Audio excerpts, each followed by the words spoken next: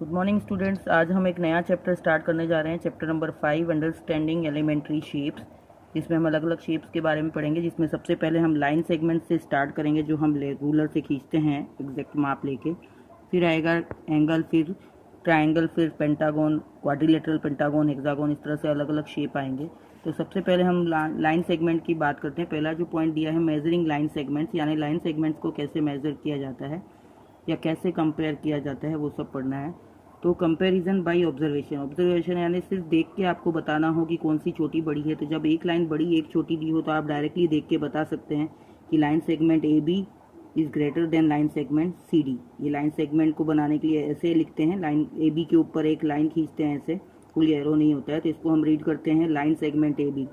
तो line segment A B longer है, लेकिन नीचे वाले फिगर में अगर आप देखेंगे तो दोनों एग्जैक्ट सेम ही लग रही है। अगर देखने में अगर हम जाएं तो कुछ ऐसा डिफरेंस हमको पता नहीं चल रहा है। तो हमको देख के हर सिचुएशन में बताना पॉसिबल नहीं है कि कौन सी बड़ी है और कौन सी छोटी है, सिर्फ ऑब्जर्वेशन से नहीं बता सकते। तो उसके लिए कुछ और भी मेथड दिए गए हैं, जैसे ऑब्जर्वेशन बाय ट्रेसिंग। तो एक ट्रेसिंग पेपर आता है, पहले उस ट्रेसिंग पेपर को इसके ऊपर रखेंगे, ट्रांसपेरेंट पेपर होता है, और ए से बी तक ऐसे ड्रॉ करेंगे। फिर उसी ट्रेसिंग पेपर को इस पर रखेंगे और सी से देखेंगे कि वो डी तक आ रहा है कि ये तो डी से आगे चला जाएगा, यानी ये बड़ी लाइन है और ये छोटी लाइन है, A B is greater than C D. ये ट्रेसिंग पेपर वाला मेथड है। दूसरा कंपैरिजन यूजिंग रूलर, रूलर यानी हमारा स्केल से हम मेजर कर लेंगे कि मान लीजिए ये 3 सेंटीमीटर, ये 2 सेंटीमीटर है, तो ये लॉन्गर है, ये स्मॉलर है। और लास्ट जो मेथड है वो है डिवाइडर के थ्रू। डिवाइडर यानी जिसमें दोनों साइड में पॉइंटेड नुकीला भाग होता है, आपके कंपास बॉक्स में आता है। तो हम लाइन सेगमेंट के एक सिरे पे ए पे ये वाला पार्ट रखेंगे नुकीला भाग, और दूसरे पे ये वाला रखेंगे, इसको ओपन करके उसको फिर बिना हिलाए डुलाए सी पे रखेंगे। तो देखेंगे कि डी तक कहाँ तक आ रहा है। तो ये डी तो पहले ही रह जाएगा और ये इतना आएगा, क्योंकि ये इतना बड़ा था तो ये भी आगे चला जाएगा, ये ग्रेटर होगा और ये स्मॉलर होगा। अब इसमें रूलर या डिवाइडर से आप जब करते हैं तो इसमें आगे बोला गया है कि जस्ट ऑब्जर्वेशन से तो आपके एरर्स भी आ सकते हैं, क्योंकि आप कौन से एंगल से उसको देख रहे हैं उसके ऊपर डिपेंड करता है। अगर आपको कंपेयर करना है, ड्रॉ करना है, तो डिवाइडर से एग्जैक्ट आप ड्रॉ कर सकते हैं। पहले तो जो भी लाइन दी है उसको डिवाइडर से मापिए, फिर बिना हिलाए डुलाए उसके 2 पॉइंट आप अपनी नोटबुक पे मार्क कर दीजिए डिवाइडर को घुसाते हुए, और वहाँ से वहाँ तक लाइन खींच दीजिए। और ऐसे ही अगर मेजर करना हो तो भी कर सकते हैं। तो इसका जो 5.1 एक्सरसाइज है वो आपको नोटबुक में नहीं करना है, वो जस्ट मैं समझा देती हूँ ओरली कि उसमें है क्या एग्जैक्टली। फर्स्ट क्वेश्चन है, what is the disadvantage of comparing line segments by mere observation. Mere observation का मतलब है कि सिर्फ देख के अगर आपको लाइन सेगमेंट को कंपेयर करना है तो उसके डिसएडवांटेज क्या होते हैं। तो इसके डिसएडवांटेज ये है कि उसमें एरर आने के चांसेस होते हैं। जैसे मान लीजिए कि एक लाइन सेगमेंट ए बी दिया है और दूसरा सी डी दिया है, तो ये दोनों तो आप, एक छोटी है एक बड़ी है, तो आराम से कंपेयर कर सकते हैं कि C D is greater than line segment C D is greater than line segment A B. लेकिन अगर सी डी और एम एन को कंपेयर करना हो तो मुश्किल हो सकती है, क्योंकि दोनों दिखने में सेम दिख रही है लेकिन इसमें पॉइंट्स का डिफरेंस हो सकता है। मान लीजिए कि ये 4 सेंटीमीटर हो और ये 4.2 सेंटीमीटर हो, ये पॉइंट का डिफरेंस देखने से पता नहीं चलता है, तो इस तरह से एरर रहने की संभावना आती है। तो इसलिए खाली देख के हम कंपेयर नहीं कर सकते हैं। ये क्वेश्चन नंबर 1 में यही है कि इससे पॉइंट्स के डिफरेंस का एरर पता नहीं चलता है, इसमें एरर आने के चांसेस रहते हैं।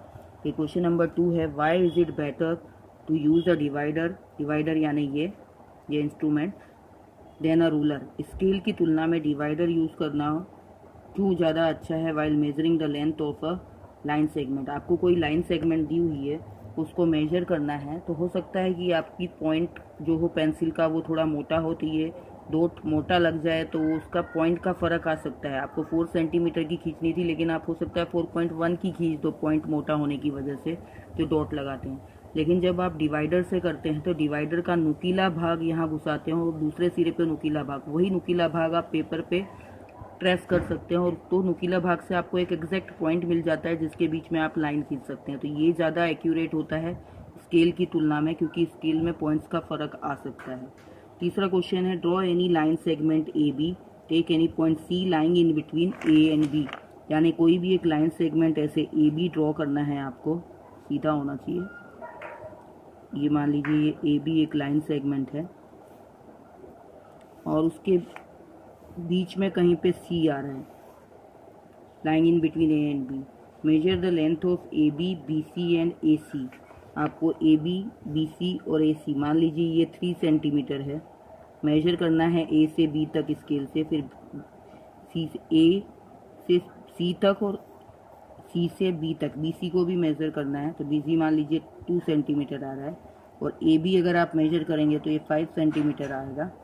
तो आपको ये बताना है कि AB equals to AC plus BC है या नहीं। तो यहाँ चेक कर लेते हैं, AC कितना है 3 सेंटीमीटर और ये है 2 सेंटीमीटर और AB कितना आया था 5, तो दोनों साइड 5 आ रहा है, यानी AB equals to AC plus BC 2 है। आपको कुछ नहीं करना है, कोई भी एक लाइन सेगमेंट ड्रॉ करनी है AB, उसके बीच में एक पॉइंट C लेना है। तो ये हमने बीच में पॉइंट C लिया।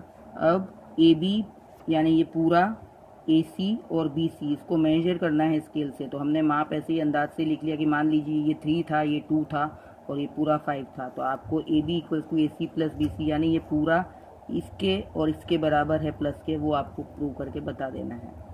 तो ये आपका हो गया क्वेश्चन नंबर 3। क्वेश्चन नंबर 4 जो है, if ABC are 3 points on a line and such that AB 5 centimetre, ये AB जो है AB ये 5 सेंटीमीटर है एंड BC 3 सेंटीमीटर है। B से लेके C तक ये B है, B से C तक 3 सेंटीमीटर है। ये ऐसे लाइन बनानी है आपको। पहले AB ड्रॉ की 5 सेंटीमीटर में, फिर AB नाम दिया, फिर B से C तक 3 सेंटीमीटर ड्रॉ की और AC 8 सेंटीमीटर। ये अब ये यहाँ से यहाँ तक कितना होगा मेजर करेंगे तो ये कितना आएगा 8 centimetre.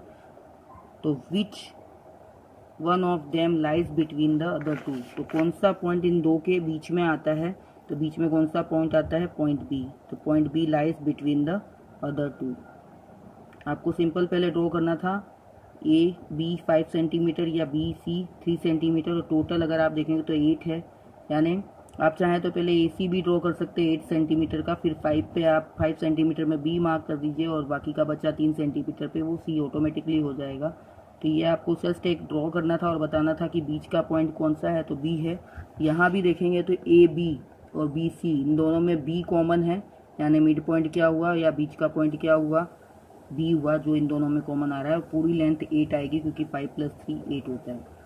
Next question number 5, verify whether D is the mid point of AG। AG यानी यहाँ से यहाँ तक इनका मिड पॉइंट D है कि नहीं वो आपको बताना है।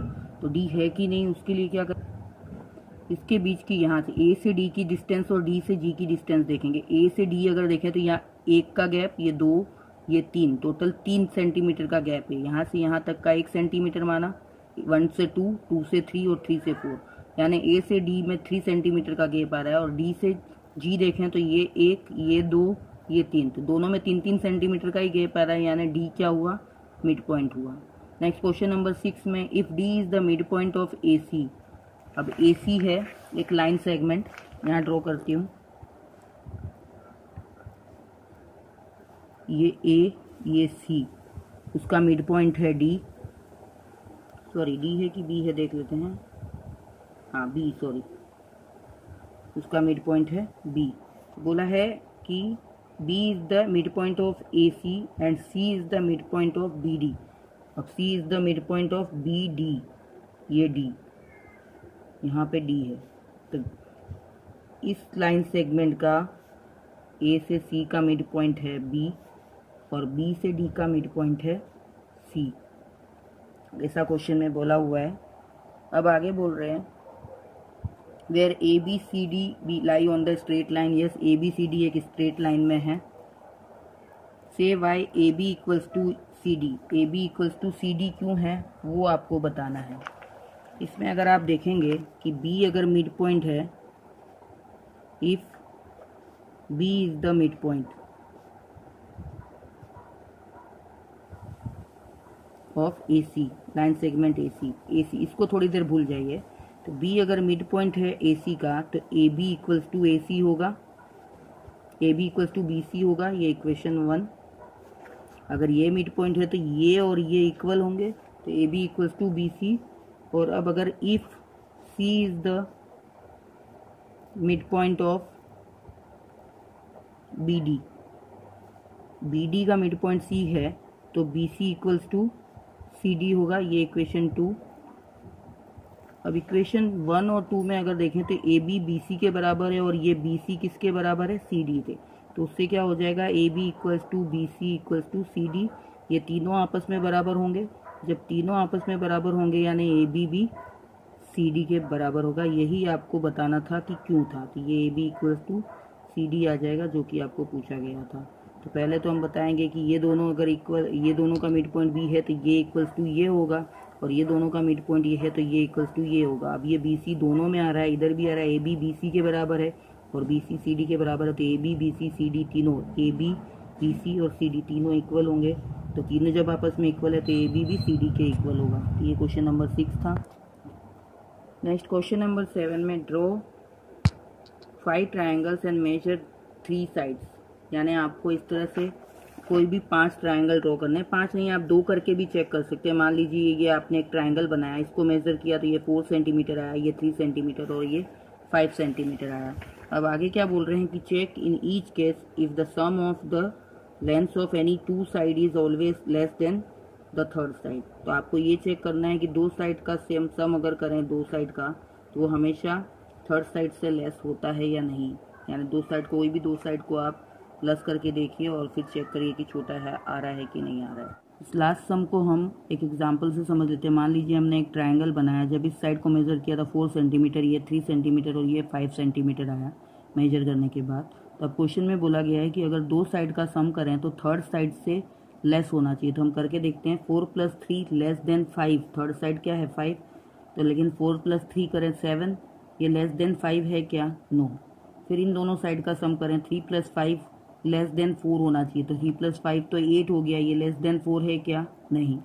फिर इन दोनों साइड का सम करें, 4 + 5 तो लेस देन 3 होना चाहिए, लेकिन ये तो 9 आ रहा है, लेस देन 3 नहीं है। तो हमारा कंक्लूजन क्या निकला कि sum of 2 sides is not less than third side, it is greater than the third side, तभी वो ट्रायंगल बनता है। 2 साइड का सम अगर तीसरी से बड़ा हो तभी ट्रायंगल बनता है, नहीं तो ट्रायंगल बनाना पॉसिबल नहीं होता है। तो इस तरह से आपको जस्ट एक प्रैक्टिस करनी है, बिना माप का ट्रायंगल बनाना है, फिर मेजर करना है और फिर इस तरह से सम करके देखना है कि 7 5 से छोटा है क्या, नहीं है तो फिर नहीं होगा। तो तीनों में से एक बार भी अगर नो आया तो वो ट्रायंगल पॉसिबल नहीं होगा। ये जस्ट एक्सरसाइज आपको समझनी थी, इसको नोटबुक में करने की ज़रूरत नहीं है। नोटबुक में हम 5.2 से करेंगे, ये खाली आपको अंडरस्टैंडिंग के लिए बताया गया है, लाइन सेगमेंट से रिलेटेड एक्सरसाइज है, तो इसको नोटबुक में नहीं करना है। Thank you.